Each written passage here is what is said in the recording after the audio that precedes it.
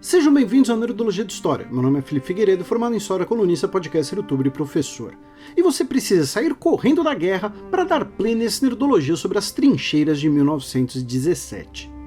Quando pensamos em Primeira Guerra Mundial, algumas coisas marcantes do conflito logo vêm à cabeça, como o Barão Vermelho, o uso de gás venenoso, o fim de diversos impérios pelo mundo e trincheiras. Muitas trincheiras de diversos tipos que foram sendo desenvolvidas enquanto a guerra se desenrolava.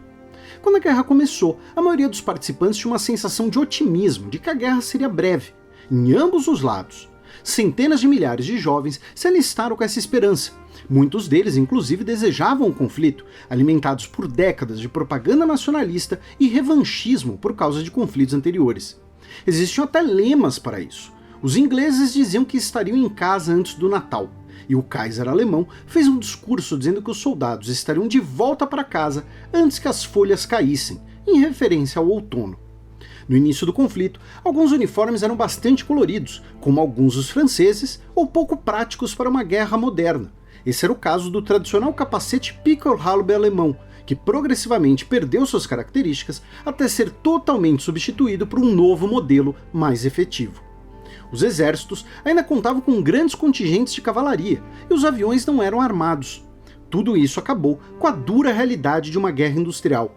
O início da Primeira Guerra Mundial foi marcado pela disparidade entre as doutrinas e táticas militares do momento, com um crescente desenvolvimento tecnológico, com armas muito mais letais e destrutivas. Por exemplo, logo após o início do conflito, na frente ocidental, a cavalaria tornou-se uma arma obsoleta perante a disseminação de metralhadoras. Essa diferença entre as táticas e as armas que explica o fenômeno das trincheiras. Do dia 4 de agosto de 1914 até o dia 12 de setembro, os alemães estiveram em constante ofensiva, tentando tomar Paris o mais rápido possível e forçar uma rendição francesa. A ofensiva alemã foi detida na primeira Batalha do Marne, nome de um rio, quando estavam a apenas 70 quilômetros de Paris. Tropas da reserva francesa chegaram a confiscar táxis parisienses para chegar rapidamente ao fronte. De setembro até novembro de 1914, ocorre a chamada Corrida para o Mar. Os exércitos inimigos da Alemanha e dos aliados vão se deslocar em paralelo rumo ao norte, um tentando flanquear o outro, uma manobra que consiste em contornar o exército inimigo e atingir sua retaguarda. A última tentativa antes do inverno foi na primeira Batalha de Ypres, quando uma ofensiva alemã foi detida com 200 mil mortos. E muitas das batalhas da Primeira Guerra Mundial possuem um numeral, pois os mesmos lugares foram disputados diversas vezes pela guerra, com o mesmo lado avançando e recuando. Ao final de 1914, nenhum dos lados da guerra conseguiu uma vitória decisiva, e agora estavam um frente ao outro em uma linha de centenas de quilômetros. Rapidamente, a linha foi esticada rumo ao sul. Na virada de ano, existia uma frente de batalha de mais de 700 km de extensão que ia da fronteira com a Suíça até a costa da Bélgica. É o fim da Guerra Móvel e início da Guerra de Trincheiras. Quando pensamos numa trincheira, pensamos em um buraco cavado no chão em que alguém se abriga, diminuindo seu tamanho como alvo contra tiros e também contra ataques de artilharia. Isso em inglês é chamado por algo que literalmente é traduzido como buraco de raposa. Uma trincheira mesmo é algo mais elaborado.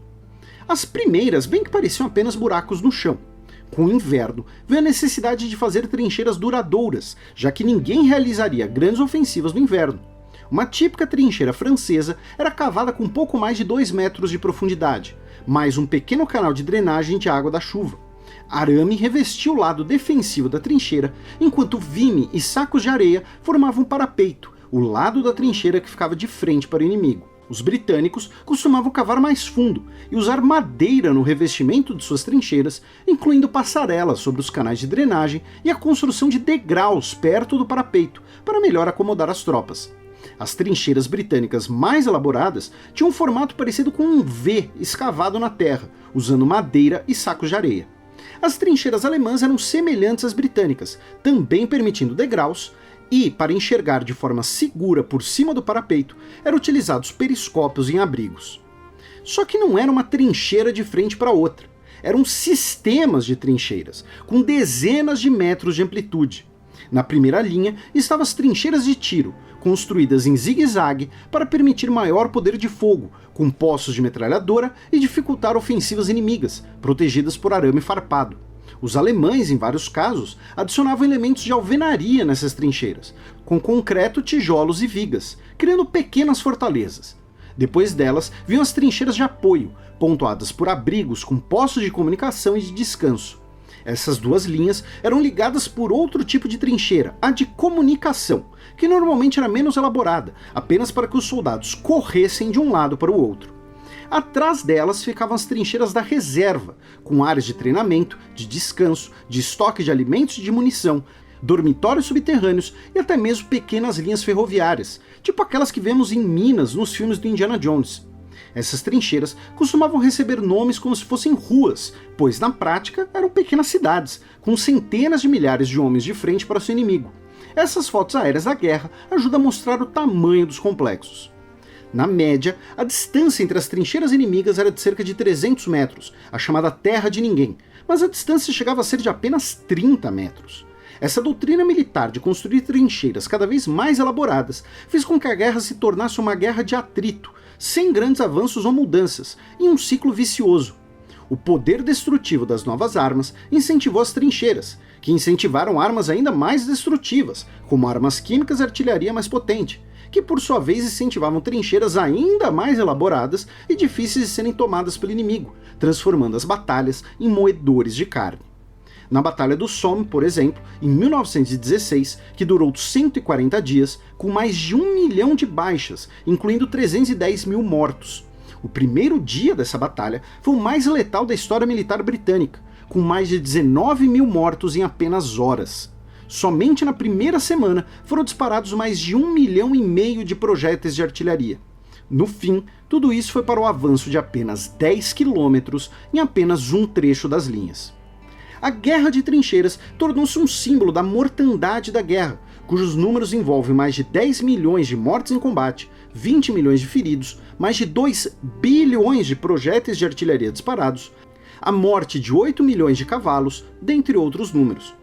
As trincheiras também se tornaram um símbolo da selvageria e das condições mórbidas da guerra.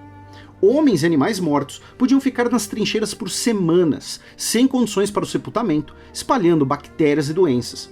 Sepulturas recentes eram detonadas pela artilharia e restos mortais voavam pelas trincheiras. A lama, o frio e a umidade não ajudavam e causavam o pé de trincheira, motivo de dezenas de milhares de amputações na guerra. Ferimentos, mesmo leves, infeccionavam facilmente. Ratos proliferavam pelas trincheiras e quanto mais a guerra avançava, menos comida estava disponível, e os roedores tornaram-se alimento para aplacar a fome. A brusca alternância entre momentos de absoluto tédio e de bombardeios infernais causava problemas neurológicos e traumas. O cheiro pútrido de decomposição, lama e pólvora fazia novos recrutas passarem mal, e a falta de banhos por até meses tornava a sarna um problema comum entre os soldados. Não é de surpreender que a Primeira Guerra Mundial foi esperada que fosse a guerra para acabar com todas as guerras. E como sempre, aqui no Nerdologia, fontes e sugestões estão aqui na descrição, incluindo vídeos anteriores aqui do canal. Nos comentários do Nerdologia sobre os crimes de Aaron Hernandes, astro do futebol americano, perguntaram se o termo autópsia é correto ou somente popular, se o correto não seria necropsia. Ambas se equivalem no dicionário. No mundo jurídico existe alguma divergência. Autópsia vem do grego auto mais psia, significa analisar pessoalmente. Algumas pessoas, erroneamente, acham que significa examinar a si próprio. Já necropsia também vem do grego necro mais psia, examinar um cadáver. Perguntaram se a família dele conseguiu alguma forma de indenização na justiça pelas lesões cerebrais. Segundo o acordo feito com a Liga e a Associação de Jogadores, sua filha poderia receber até 4 milhões de dólares, que ficariam guardados até a sua maioridade. A juíza responsável disse que alguns prazos não foram cumpridos e recusou o processo. A família disse que iria recorrer. Além disso, boa parte do dinheiro que ele ganhou na carreira foi usado para custear sua defesa legal. Não se esqueçam de curtir e compartilhar o vídeo, assinem nosso canal para conhecer mais sobre guerras mundiais e até a próxima!